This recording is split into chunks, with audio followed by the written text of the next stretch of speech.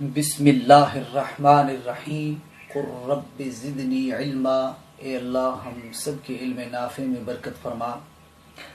سورۃ القدر کا شان نزول سماعت فرمائیے۔ سورۃ القدر مکی ہے، اس کی 5 آیات ہیں۔ اس کا شان نزول کچھ یوں ہے۔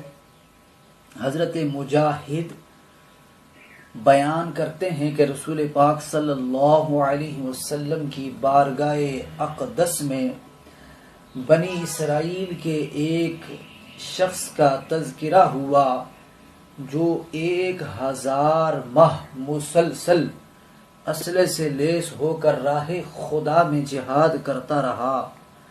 مسلمانوں نے اس کے اس عمل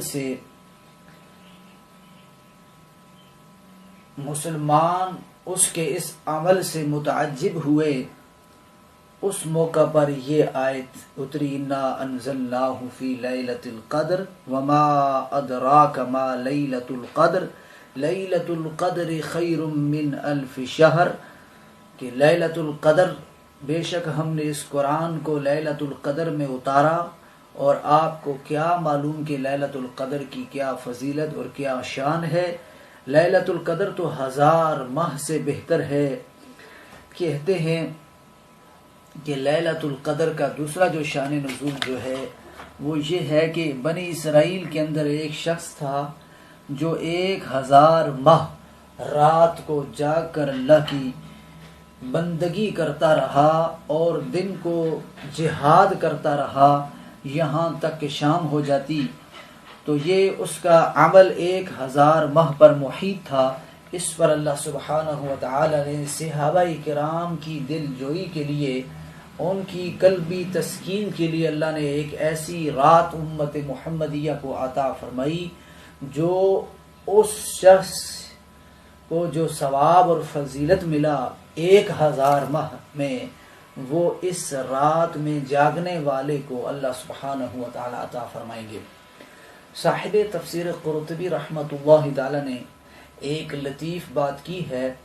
آپ فرماتے ہیں کہ حضرت سلیمان علیہ السلام کی بادشاہی 500 ماہ تھی، اور ذوالقرنین کی جو بادشاہی تھی وہ بھی 500 ماہ پر محیط تھی۔ تو یہ 1000 ماہ بنتے ہیں۔ گویا نبی کریم صلی اللہ علیہ وسلم کا امتی اگر اس رات کو خلوص نیت کے ساتھ اللہ کی بندگی میں مصروف و مشغول ہو جاتا ہے تو اس کو سلطنت ذوالقرنین اور سلطنت سلیمان سے بھی اللہ سبحانہ و تعالی بہتر اجر و ثواب عطا فرمائیں گے، حضور سرور کائنات صلی اللہ علیہ وسلم کی نسبت کی برکت سے۔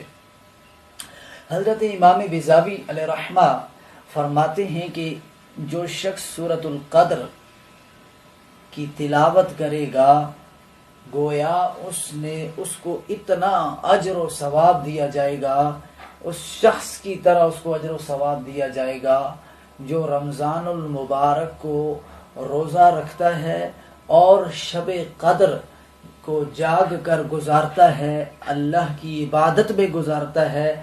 ان دونوں کے برابر سورۃ القدر کی تلاوت کرنے والے کو اجر و ثواب اللہ سبحانہ و تعالی عطا فرمائیں گے۔ اللہ تعالی سے دعا ہے ہمیں قرآن کے قریب فرمائے اور قرآن کو سمجھنے کی توفیق عطا فرمائے۔ وما توفیقی الا باللہ۔